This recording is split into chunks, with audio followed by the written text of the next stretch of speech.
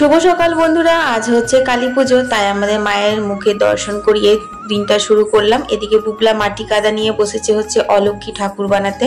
সন্ধ্যাবেলাতে অলক্ষ্মী বিদায় করে তারপর কিন্তু লক্ষ্মী পাতা হয়। আজ কালী পুজোর সাথে সাথে কিন্তু আমাদের দীপান্বিতা লক্ষ্মী পুজো মানে পাতা লক্ষ্মী পুজো হয়। তো অন্নভোগ হবে যেহেতু রাত্রে, সেই কারণে দিনের বেলাতে আর কোনো রকম ভাত হয় না, তাই লুচি সুজি করে নিয়েছিলাম। তারপর স্নান সেরে ঘরে নিত্য পুজো সেরে এখন ডেঙা ডিঙি দিচ্ছি। এইটি হচ্ছে চতুর্দশী তিথিতে দিতে হয়, অমাবস্যা লাগার আগে। চালের পিটুলি দিয়ে 5টা ফোঁটা দিয়ে, মানে একটা ফল পাওয়া যায় ডেঙ্গা ডিঙ্গির, ওই ফলটা দিয়ে দিতে হয়। তারপর সিঁদুরের ফোঁটা দিতে হয়।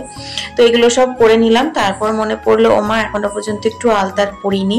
তো পুজো পাশা মানে বুঝতেই পারছো, একটু আলতা তো পরতেই হয়, তাই একটুখানি আলতা পরে নিলাম।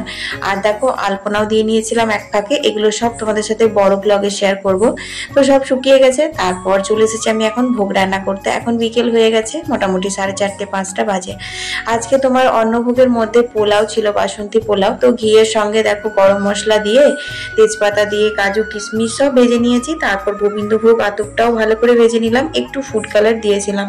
তারপর পরিমাণ মতন জল দিয়ে অল্প একটু নুন মিষ্টি দিয়ে দিলাম স্বাদ মতো। তারপর চাপা ঢাকা দিয়ে দিলাম। এদিকে পায়েসটাও হয়ে গেছে। লাস্টে কিন্তু পায়েসটাই বসিয়েছিলাম। রান্না বান্না আমার মোটামুটি কমপ্লিট। এখানে ভাজা করেছি, আলু ভাজা, বেগুন ভাজা, আর এখানে করেছি হচ্ছে পনিরের তরকারি, মানে বাটার পনির করেছিলাম, যেহেতু পোলাও হয়েছিল সেই কারণে। তারপর রেডি হয়ে এখন বসে গেছি প্রদীপ সাজাতে। তো প্রদীপ তো দিতে হয়, ঘরেও সমস্ত জায়গায় প্রদীপ দিতে হবে, তাছাড়া মন্দিরেও প্রদীপ দিতে হবে। তো মন্দিরের প্রদীপ দেওয়াটা সেরে তারপর মন্দিরে এখন পুজো দিতে যাচ্ছি। বড়মশাইকে বললাম একটু ভিডিও করে দাও, যেহেতু বুবলা আজকে একটুখানি খেলছে।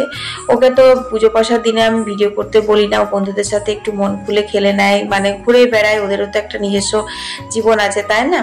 তো যাই হোক, এখন আমি দেখো এই যে রঙ্গোলিটা দেখছে উঠোনে, এটা কিন্তু বুবলা দিয়েছিল, তো সেটাতে আমি প্রদীপ ধরিয়ে দিলাম। তারপর এখানে ঠাকুরের ভোগ হয়ে গেছে, মা লক্ষ্মী এক ফাঁকে পেতেও নিয়েছিলাম, আর এখানে অন্নভোগ মায়ের হয়ে গেছে। এরপর কিন্তু কালী মন্দিরে যাব, কারণ মা কালীরও আমাদের অন্নভোগ হবে, বলিদান হবে। তো এখানে আমি যখন এলাম অনেকক্ষণই বসেছিলাম, বন্ধুদের সাথে একটু গল্প গুজব করছিলাম। তারপর মায়ের আরতিটা তোমাদের সঙ্গে ভাবলাম একটুখানি শেয়ার করে দিই। তো চলো, তোমাদের কালী পুজোটা কেমন কাটালো অবশ্যই কিন্তু আমাকে কমেন্টে জানিও। আর ভালো লাগলে আমার ভিডিওটা শেয়ার করতে ভুলো না। সবাই ভালো থেকো, টাটা।